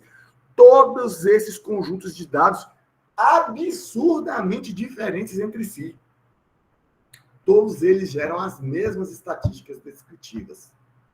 Ou seja, aonde eu quero chegar com isso? Adianta você só gerar as estatísticas descritivas? Não! Você tem sempre que visualizar os dados. Sempre visualize os dados. Ok? Para isso, a gente tem que trabalhar com gráficos. Ok? Para olhar para os dados, para ver o que eles significam, para ver como que eles são distribuídos. Não só confiar nas estatísticas descritivas. Então, a visualização, os objetivos da visualização de dados é, primeiro, pegar um conjunto de dados muito grande, você pega naquela tabela, a gente olha para a tabela, é difícil você absorver os dados que estão na tabela. Mas quando você plota isso no gráfico, você absorve aqueles dados ali com muita facilidade. Ele sintetiza os dados, né? Ele abstrai o volume dos dados. E ele também nos ajuda a revelar as relações entre determinados atributos, né? Então, existe um grande aparato de tipos de visualizações, de tipos de gráficos, né? Passando por gráfico de pizza, que eu odeio, gráfico de barras, gráfico de radar, gráfico de dispersão, esse é muito útil, né? Gráfico de linhas, que é muito útil. Então, toda essa variedade de gráficos ela é suportada pelo R. Então, dá para se fazer muitos gráficos muito complexos no R. Então, nós vamos trabalhar os principais gráficos, as principais formas de analisar a informação visualmente. Vamos lá. A principal função para gerar gráficos no R é a função plot. Então, você passa quais são os dados que vão no eixo X, né, que é a primeira variável, qual as que vão ser representadas no eixo Y, a segunda variável. É possível representar mais do que 2 variáveis, daqui a pouco a gente vai falar mais sobre isso. O parâmetro main, aqui tem que ter uma vírgula, né? Main é o título do gráfico. Xlab é o rótulo ou título do eixo X. Ylab é o rótulo ou título do eixo Y. Type é o tipo de gráfico. Se você não colocar nada, ele vai ser um gráfico de pontos. E qual é a cor que você quer que fique no gráfico. Então, vou pegar isso aqui. Eu posso pegar uma tabela. Primeira variável vai no eixo X. A segunda variável no eixo X. Main é o título do meu gráfico. A distribuição da variável 1 para a variável 2. O rótulo do eixo X, o rótulo do eixo Y. Vamos fazer isso aqui? Então, eu tenho aqui, vou limpar a plot. Eu vou pegar dos meus dados, eu quero pegar a distribuição no eixo X, eu vou colocar o cálcio. No eixo Y, dados, eu vou colocar o peso seco, certo? Vou gerar esse gráfico. Ué, mas cadê meu gráfico? O gráfico está aqui no cantinho, aqui embaixo. Ó. Ele vai ficar aqui embaixo. Vou subir isso aqui para colocar o gráfico. Opa, deu algum erro aqui. O que foi que deu erro? Plot. Figure margins too large. Oi? Isso que eu tinha feito aqui, não? CA, PC, plot. Tá certo? Vou colocar um main aqui. Main. Teste. Agora foi. Eu vou pegar o gráfico mais simples aqui. Plot. A variável que vai no eixo X, dados. A variável cálcio. A variável que vai no eixo Y, dados, é o peso seco. Beleza? Qual que é o título do meu... Eu posso dar uma nova linha aqui e continuar na linha de baixo para poder... Eita. Não posso não, desculpa. Continuar na linha de baixo. Main é o título do meu gráfico. Vai ser... impacto do teor de CA no peso seco. Isso aqui é o título. Agora eu vou colocar qual você está vendo que quando eu não coloquei nesse primeiro aqui, eu não coloquei os títulos, né? Aí ficou esse troço feio aqui, ó, dados CA, dados P seco. Então eu vou colocar aqui agora. O X-Lab é o teor de cálcio, teor de CA. E o Y-Lab é o peso seco. Eu não estou colocando as medidas aqui, porque eu realmente não sei. Pronto, aqui eu vou encerrar a minha visualização. Fechei parênteses. Agora, aqui ela está toda espremidinha. Clica no zoom. Aí ela vai colocar aqui. Então. Pronto. Eu tenho aqui teor de cálcio, o peso seco, o meu título, e aqui está separado. Ó, a distribuição dos pesos para quando o teor de cálcio é igual a zero, a distribuição dos pesos para quando o teor de cálcio aqui está aproximadamente 0,4. Qual que é o teor qual que é a distribuição dos pesos para quando o teor de cálcio está aqui aproximadamente 0,8.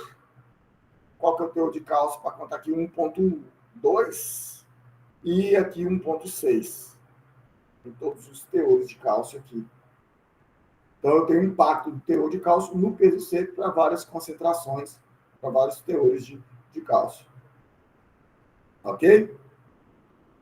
Lembrando que eu poderia ajustar isso aqui também. Posso fazer um ajuste. Fechar isso aqui.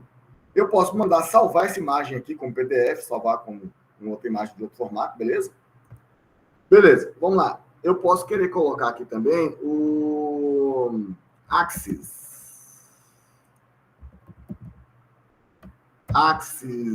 side igual a 1, que é o eixo X. Eu posso querer colocar os valores mesmo que tem lá de cálcio. Então, eu pego o unique, que vai pegar todos os valores únicos que tem lá, e pego lá, dados CA. Ele vai pegar a lista de todos os valores únicos. Mas vou gerar esse gráfico de novo. Deixa eu apagar esse gráfico. Apaguei esse gráfico, yes. Apaguei o gráfico anterior. E o outro. E mais um. Pronto. Então, eu vou colocar o axis aqui. Primeiro. Ops. Plot.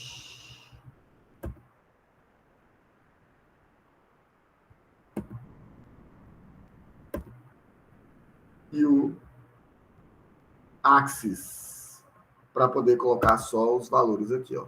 Zoom.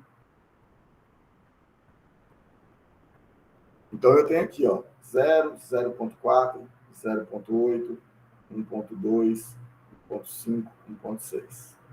Tem os valores aqui que eu queria colocar para ficar mais claro quais são os valores de cálcio. Beleza? E se eu quisesse mudar a cor disso aqui, eu viria aqui, deixa eu colocar tudo numa linha só. Vou até copiar aqui da minha colinha. Vou colocar tudo numa linha só para ficar mais fácil de gerir. Tá? Eu vou colocar a cor aqui agora, eu coloco o parâmetro call. Call eu vou colocar, sei lá, blue. O nome da cor em inglês, blue. Aí ele vai desenhar aqui os meus ticks em azul. Beleza? Beleza. Tem uma outra coisa interessante, vamos passar aqui para frente, que eu posso gerar vários tipos de gráficos. Então, se eu colocar o tipo lá, você lembra que tem um parâmetro tipo, ó, type. Eu posso fazer um gráfico de linha, posso fazer um gráfico de pontos, ponto e linha não sobrepostos, linha e ponto sobrepostos, histograma, degraus, entendeu? Vamos ver um histograma aqui. Type igual a H.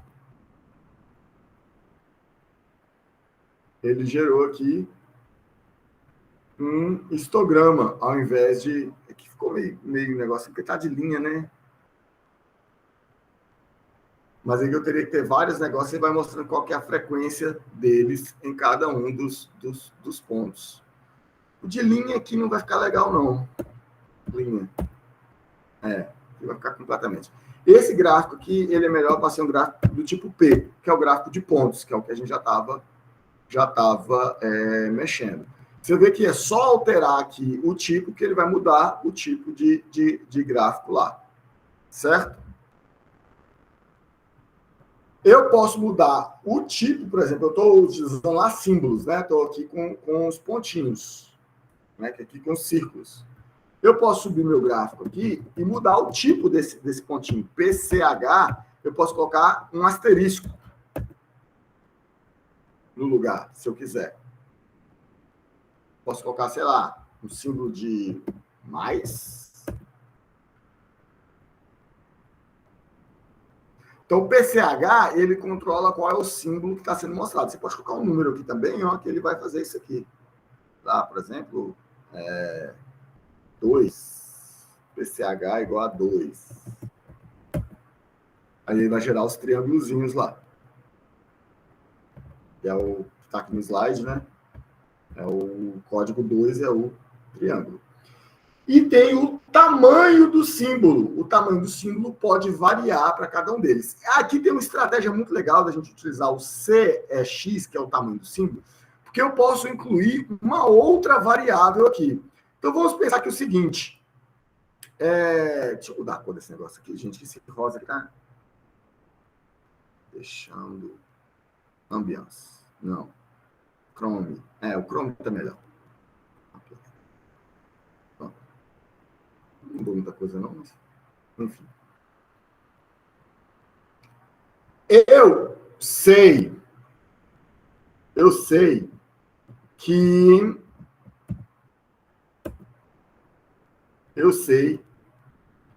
para diversos tratamentos eu tenho combinações de cálcio com magnésio. Então, o volume do peso seco aqui não é só em função do cálcio. Ele tem a questão da quantidade de magnésio também. E se eu quisesse colocar nesse gráfico aqui a informação também da quantidade de magnésio que foi adicionada. Então, eu posso vir aqui, ó, e vou acrescentar aqui, ó, CEX, que é o tamanho do símbolo, ele vai ser equivalente ao quê? Dados MG, a quantidade de magnésio. Olha lá. Então, agora, eu tenho uns bem pequenininhos aqui, ó. Esses bem pequenininhos aqui significa que a dose de magnésio foi muito alta. E esses maiorzinhos aqui significa que a dose de magnésio foi maior. Agora, eu tenho 3 informações aqui nesse gráfico. Eu tenho informação no eixo X, a quantidade de cálcio.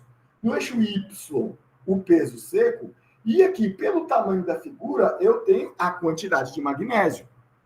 certo? Ficaria mais interessante se eu colocasse uma legenda dizendo que o tamanho do símbolo delta é a quantidade de magnésio. Então, vou colocar aqui, ó, legend. Deixa eu avançar isso aqui nos slides.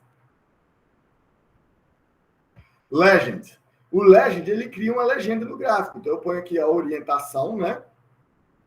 Que eu vou, aonde que eu quero colocar, se vai ser no canto superior esquerdo, canto superior direito. Então, se eu quiser colocar no canto superior esquerdo, eu vou colocar left,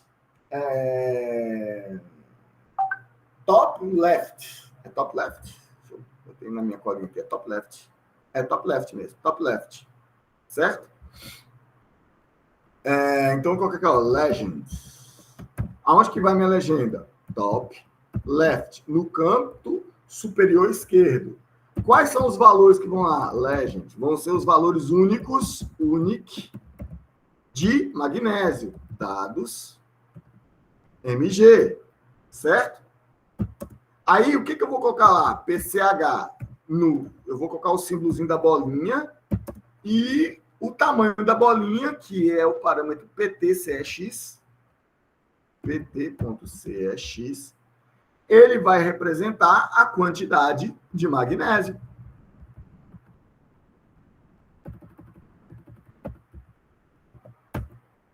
Aí, vamos olhar aqui no nosso gráfico. Aqui.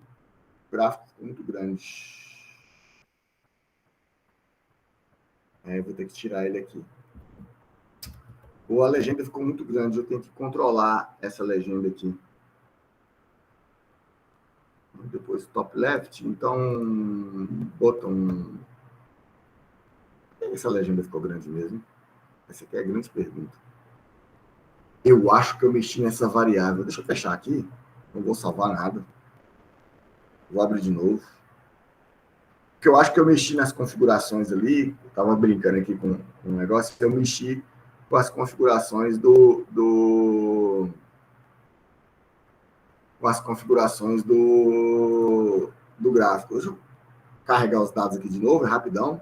Estou com os comandos todos salvos aqui, então, rapidão eu carrego todos os dados. Dados Pinhão Manso. Direto no comando, é rapidão. Carreguei dados de Pinhão Manso. Depois eu vou fazer aquele nosso filtro, né? Lá de dados. Pronto. Agora eu vou voltar para o gráfico. Esse daqui. Não, era o de baixo. É esse daqui.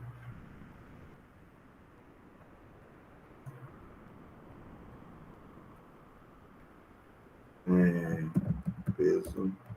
Sei.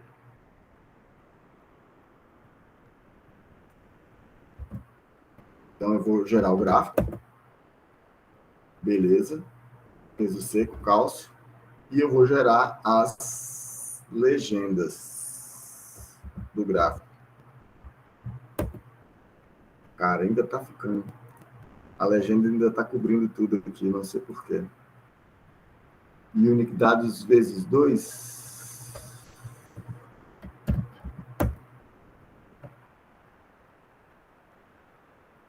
Apagar esses gráficos aqui e gerar ele de novo.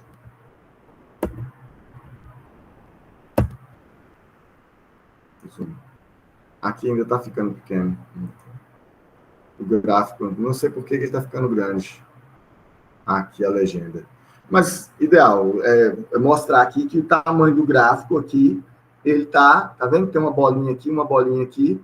O tamanho dessas bolas aqui é a quantidade de concentração de magnésio. Então, com isso, eu consigo fazer mais de uma informação ao mesmo tempo. Aqui, ó. Aqui estão as quantidades de magnésio em conjunto com o peso seco e o cálcio. Bom, bola para frente aqui. Já mostrei o Axis, né? Já mostrei. Eu posso colocar textos lá, tem a legenda. A minha aqui está dando problema, não sei porquê. Eu já mostrei o gráfico. Aqui tem uma referência de cores, se vocês quiserem trabalhar com cores distintas, né? E dá para fazer um mapa de cores, né? Que é mudar as diversas cores do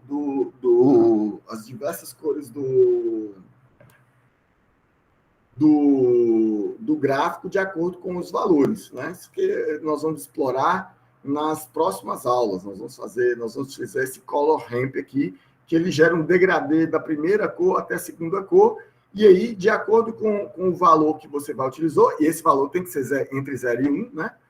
Ele vai colocando a cor no gráfico. Isso aí nós vamos explorar mais para frente, quando a gente estiver mais prático para poder trabalhar com gráficos no R. Senhores, os nossos gráficos não acabaram. Então, olha isso aqui.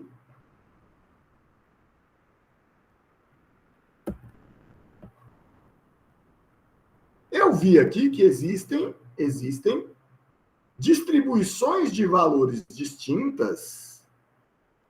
Só um minutinho, que esse aqui está esquisito. Deixa eu tirar esse -2, esse vezes 2 daqui. Aqui. Pronto, ficou melhor. Eu tenho distribuições de dados distintos para cada valor distinto de cálcio, né? E, às vezes, com as bolinhas aqui, fica difícil de enxergar. Para isso, por exemplo, o box plot ele é muito mais interessante para eu poder visualizar uma distribuição de valores. Então, eu vou pegar o box plot aqui e colocar dados. Eu quero o peso seco. Aí vem o tio. Esse tio aqui eu quero que ele gere um box plot para cada valor possível de, por exemplo, cálcio. Dados CA. O que isso aqui significa? Olha o resultado aqui do gráfico. Ele gerou diferentes gráficos de barras para cada distribuição de valores distintos de cálcio. Então, vocês estão vendo aqui como é que funciona o box plot.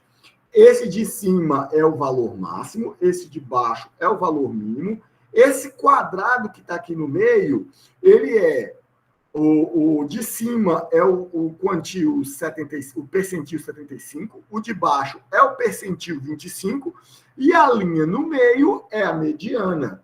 Então, você tem os dados aqui em que os dados são muito mais encolhidos. Olha a distribuição dos valores. Isso aqui, ó, desculpa, gente, vou falar uma coisa errada para vocês. Esse de cima aqui não é o valor mínimo e o valor máximo. Isso aqui é o percentil 90, isso aqui é o percentil 95, isso aqui é o percentil 0,5. Essas bolinhas, quando aparecem aqui, elas são valores extremos. São valores que estão além do intervalo de 90%, né, dos dados. Que está ali abaixo do percentil 0,5 e acima do percentil 95. Nós temos um outlier aqui também, são os valores extremos. Então, aqui eu consigo visualizar melhor como que é a distribuição dos dados para cada conjunto de valores aqui, utilizando o box plot. Tem gente que não gosta muito disso aqui. Tudo bem, eu entendo. Existem outras formas de visualizar as distribuições, e uma dessas formas de visualizar a distribuição é com o gráfico de densidade. Então, por exemplo, eu vou gerar um tipo de densidade aqui, olha. Vou pegar aqui DCA0. Então, eu vou pegar a densidade, density, dos dados de PC, de peso seco. Só que eu só quero aqueles which em que dados CA é igual a 0. Então, aqui eu tenho a densidade dos dados igual a 0. Agora eu coloco um plot DCA 0. Essa aqui é a densidade dos dados. Entendeu? Então, aqui eu vejo, tem mais dados aonde? Mais dados aqui na região do peso igual a 10. Os dados estão concentrados aqui. Eles estão distribuídos um pouquinho para lá. É óbvio que se eu vou nesse plot aqui, eu posso colocar main densidade. densidades dos pesos por CA. Beleza? Aí nós vamos continuar. Já gerei o primeiro aqui. Tá mais bonitinho. Só que agora eu vou gerar a segunda densidade, que eu vou pegar todos os CAs. Deixa eu ver uma dessas. Tem uma aqui que tem os valores. Deixa eu pegar. Vou pegar os valores distintos de CA aqui. Unique dados CA 0,8. Então, o próximo que eu vou fazer aqui é o do 0,8. A próxima densidade, 0,8. Pegar os dados em que CA é igual a 0,8. Beleza. Agora, eu vou acrescentar ao gráfico que já está aberto. Eu vou colocar lines DCA08 e vou mudar a cor. Call igual a, por exemplo, red.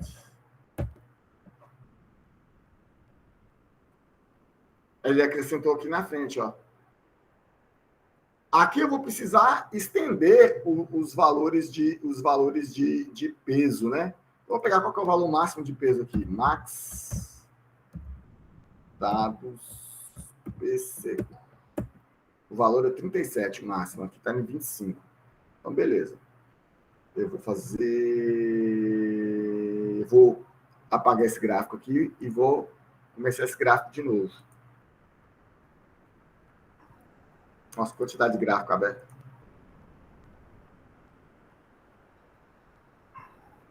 É bom ir apagando, porque esse trem vai ocupando memória, né, gente? Então, olha só.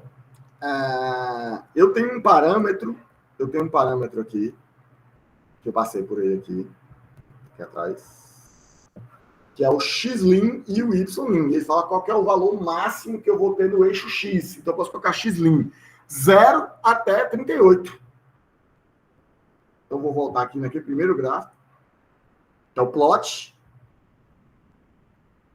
Vai lá. Xlim. Quais são os limites? De 0 a 38. Tá faltando uma vírgula aqui? Ah, não, tá faltando um C aqui. C. Pronto, de 0 até 38. Agora, eu vou voltar e vou apagar esse gráfico de novo. Vou limpar isso aqui. Beleza. A primeira coisa que eu fiz foi gerar a densidade dos dados de peso para os quais o cálcio é igual a 0. Beleza, que é minha variável DCA 0. Massa. Agora eu vou plotar isso. O DCA 0 está aqui, com o limite para caber mais gráfico, mais coisa na frente, que vai de 0 até 38. E eu vou colocar ele na cor azul. Call igual blue. Pronto. Agora eu vou gerar outra densidade. Eu gerei outra densidade que é para os valores de peso seco nos quais o cálcio é igual a 0,8. Salvei isso na variável DCA08. Agora eu vou acrescentar nesse gráfico. Eu não chamo plot de novo. Eu chamo a função lines. Lines só vai acrescentar no gráfico anterior. Lines. Aí eu chamo DCA08 e a cor vai ser red. Agora, vermelho. Red. Oh, tá aqui. Olha o meu gráfico como é que ficou.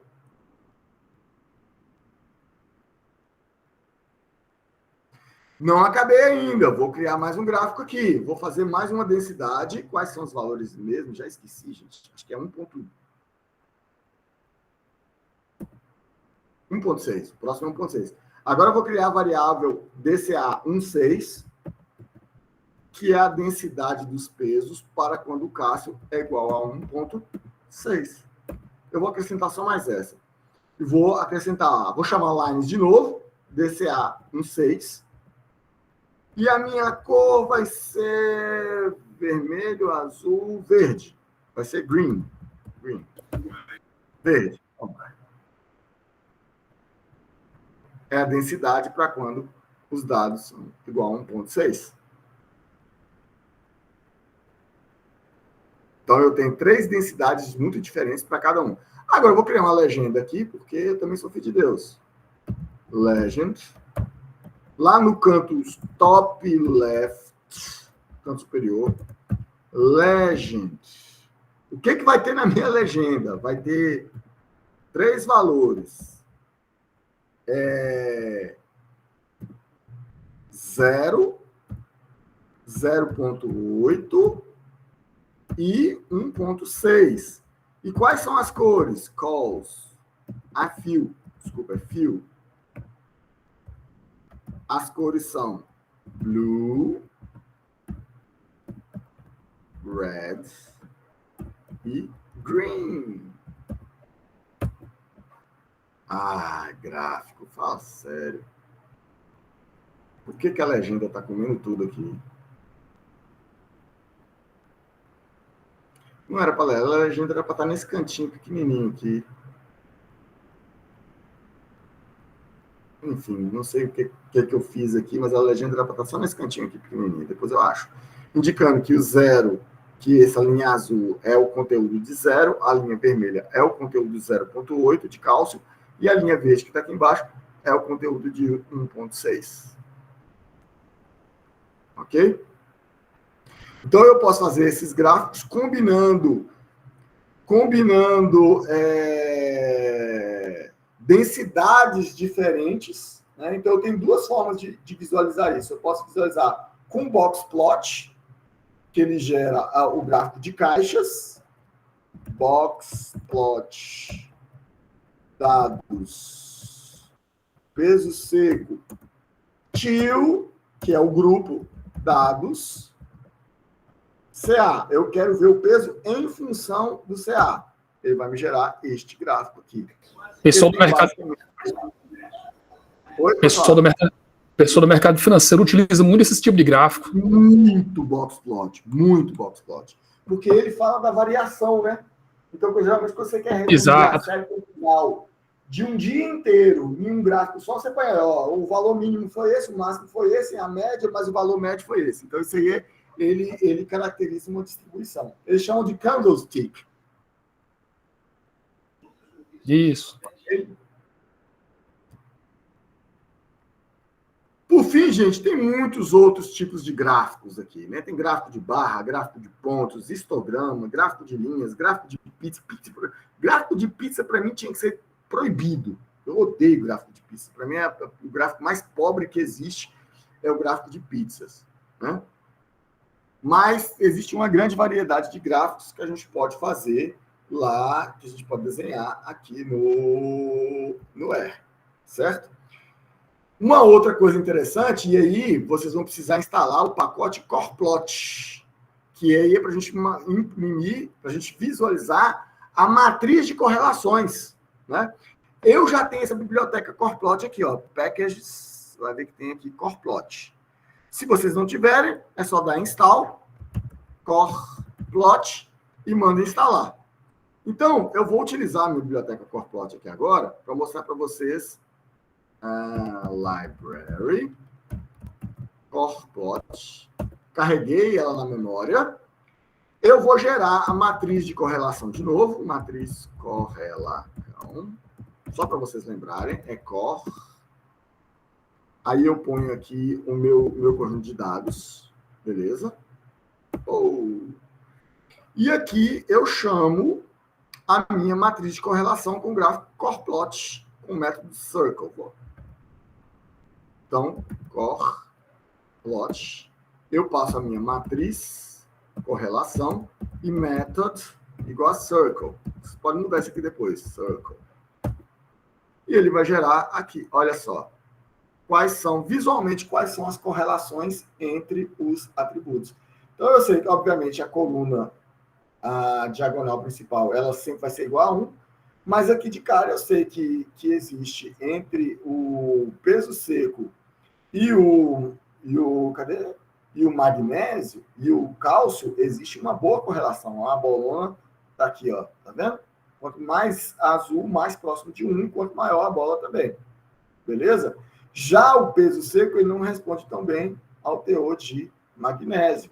Então, a correlação é menor. Então, isso aqui fica bem melhor de ser avaliado do que aquela matriz que a gente viu anteriormente. Agora, vamos gerar essa matriz aqui para aquela tabela de dados completa? Dados Pinhão Manso. Matriz enorme. Olha aqui, que delícia.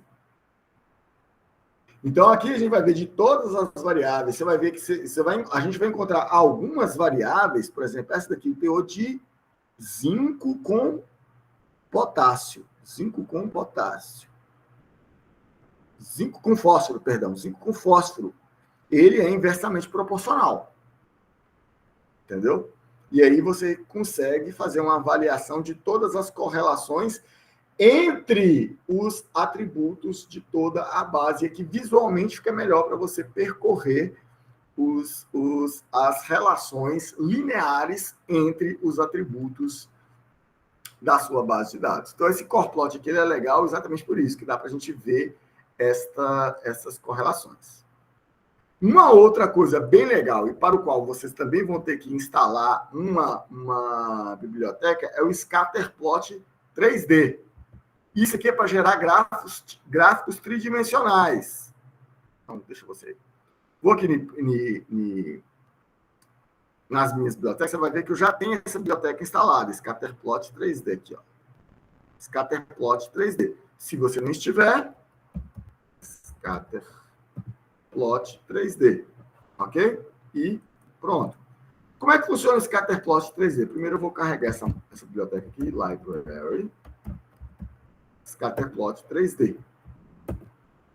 Eu quero ver a superfície de resposta do peso seco em relação ao conteúdo de cálcio e em relação ao conteúdo de magnésio. Então, eu vou colocar as três variáveis ao mesmo tempo. Eu chamo aqui Scatterplot 3D.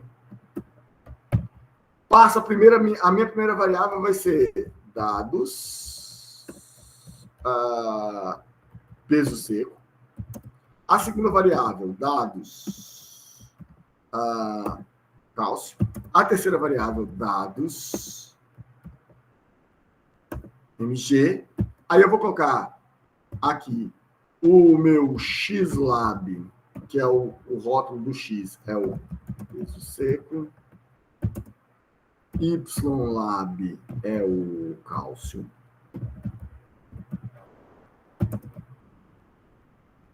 Zlab, que aí é o magnésio. Eu posso até colocar o título aqui, main.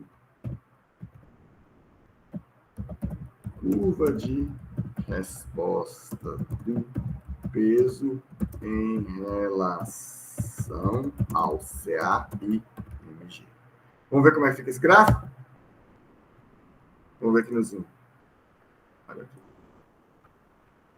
Então, eu tenho o gráfico tridimensional, mostrando aqui o peso seco no eixo X, o magnésio no eixo Y e o cálcio no eixo Z.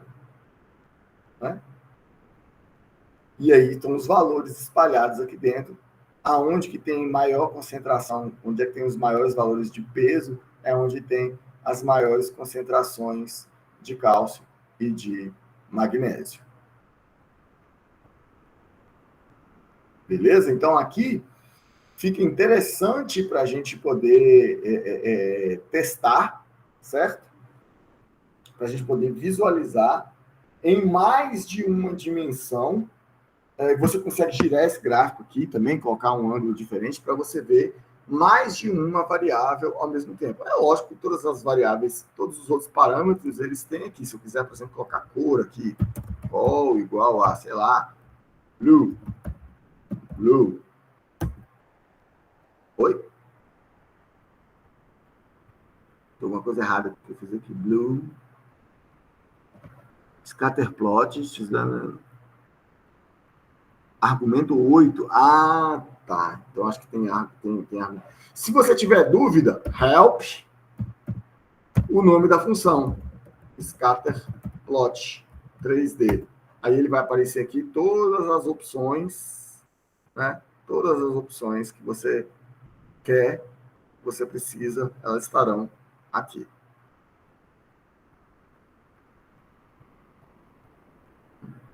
Por exemplo, eu posso tirar o grid, eu posso tirar o box, né?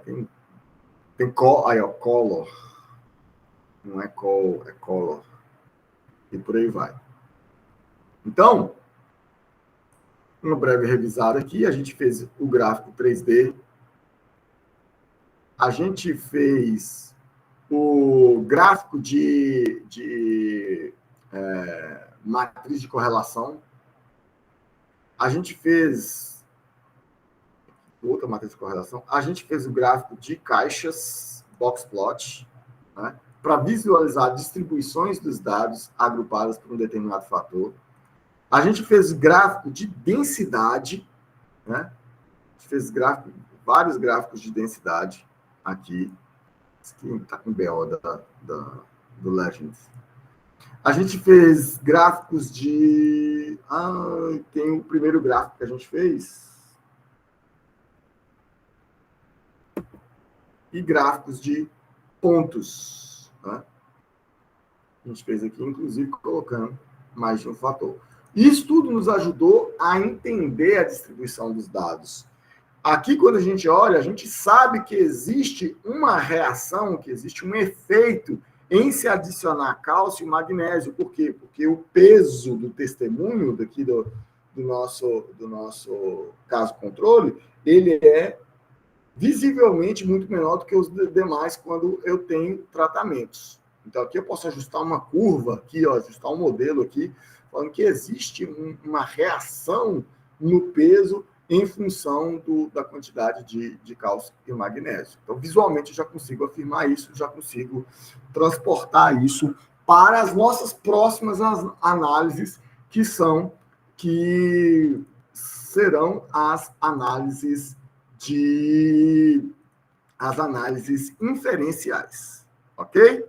Vamos fazer toda a estatística inferencial. Hoje a gente se preocupou em conhecer o R Studio, em aprender como que eu trabalho com dados no R Studio, em como eu manipulo esses dados, como eu gero estatísticas descritivas simples, média, mediana, correlação, desvio padrão, variância, por aí vai, e da importância de sempre visualizar os dados, não levar só em consideração as estatísticas descritivas. Fizemos vários tipos de gráficos e a gente ainda vai ver mais tipos de gráficos nas nossas próximas aulas, à medida que a gente for aprofundando as nossas análises. Então, eu vou deixar um roteiro de todos os comandos que eu utilizei aqui, os dados você já tem, para que vocês possam praticar, e vou deixar uns exercícios de fixação também.